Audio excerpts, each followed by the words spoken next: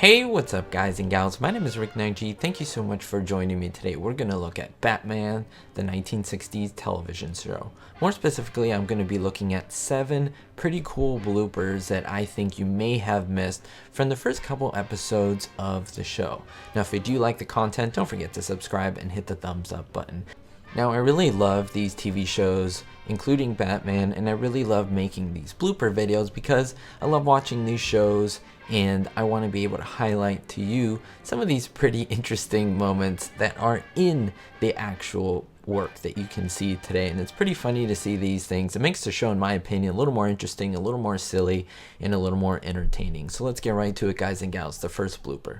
Now, the first one can be seen in many episodes throughout the series, and that is when we look into the Batcave. Now, the Batcave has so many gadgets, all these computerized things that in the 60s were pretty amazing to see, including, of course, the piece de resistance, the Batmobile right in the middle. Now, there's a turntable that you might have noticed that spins around all the time, and that's when they come in from the Batcave entrance, the car is facing forward, and then the turntable spins the car around the other way so that they can easily exit one way in, one way out. Well, if you notice in some episodes, or in some moments right after, seconds after, you will see the turntable, it's a darker color than the floor, but then all of a sudden you'll see that it has disappeared in this shot, which is supposed to look at the same angle. So of course, when this was filmed, these were in 2 different locations, but it is fun to see the turntable pretty much gone.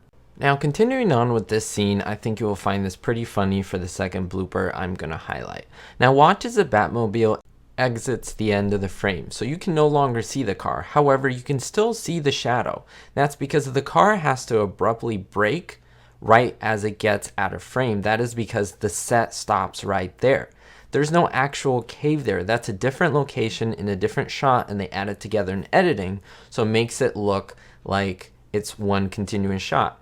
But it's not. So if you look at all the scenes where the Batmobile is driving out of the supposed Batcave, you will see the car go, watch the shadow as it abruptly brakes, and then the shot turns to the outside exterior location. Pretty cool if you notice that. The third blooper comes from the first episode, Hi Diddle Riddle. Now, this is the first appearance of the Riddler in the first ever episode of Batman. Now, if we look in the middle of the story, we will see that the Riddler gets in contact with Robin and he's able to kidnap him. Now watch as a henchman grabs Robin. He kind of hunches him over his shoulder. Watch Robin's golden cape. It begins to detach itself from his body or from around his neck. It's kind of comical to see. Of course, this is a funny blooper, but as it continues, it completely falls off, and right in the next scene, it's completely attached, very secure. So I don't know how magical that cape is, but apparently it attached itself right back on. In these last couple bloopers, you've seen the character of Molly. She's the woman that's appeared in several of the shots. Now, she at one point disguises herself as Robin. She even wears a mask. Now, I'm pointing out the mask on the right-hand side. Notice the hair coloring. It's a very light brown, and when she puts the mask on her face, it's like she becomes Robin, and you can see this is Burt Ward now there, so it's like the mask is almost indistinguishable from him. But notice how the hair turns darker brown. That's because the inconsistency of the color of the wig to Burt Ward's hair, but it's kind of funny to see the drastic change from one color to the other. Now, whenever we imagine the Batmobile, we imagine this car. It's a very familiar car. You have all the highlights, even all the bright trim.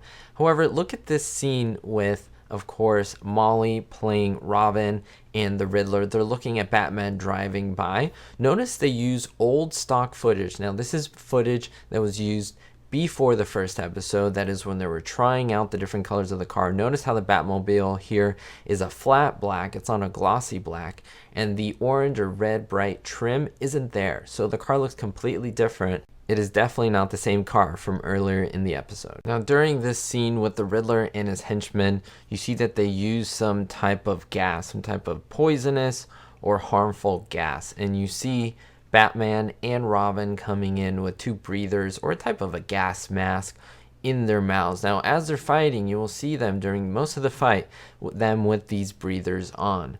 Now, however, at one point you see Batman with no breather. Now, you could have said it fell out of his mouth or something like that, but then all of a sudden he has it back in its mouth. So it's really funny to see it. It's like, where'd that breather go? He made it go away so he could breathe a little bit, and then he put it back on.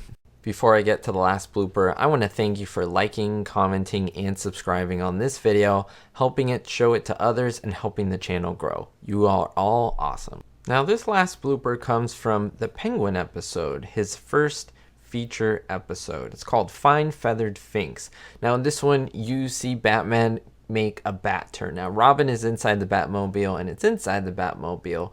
Watch at the location where they're at. You can see this is a 6-lane road that they're at. You see the parachutes deploy, the Batmobile kind of flips around, and then when they end up and shoot out in another direction, you'll see that the street completely changes to a more narrow, different type road. That's because the one that we first see, that one is an actual street in Los Angeles, California. It even looks fairly familiar to me. It looks like Wilshire, just for my guess, just my guesstimation.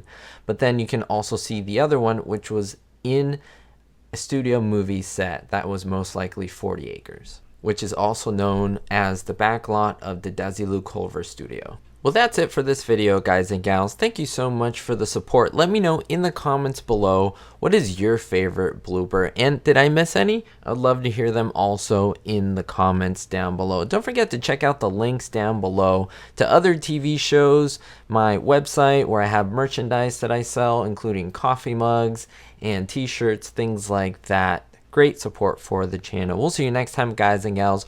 Always stay positive, always better yourself, and as I always remind you, be hopeful. Thanks to executive producers Kenneth B., Verbal Volley, Andy Baylor, David Davenport, and Joe Rayo. If you want to be listed on here, make sure to visit Patreon, and that'll let you know how.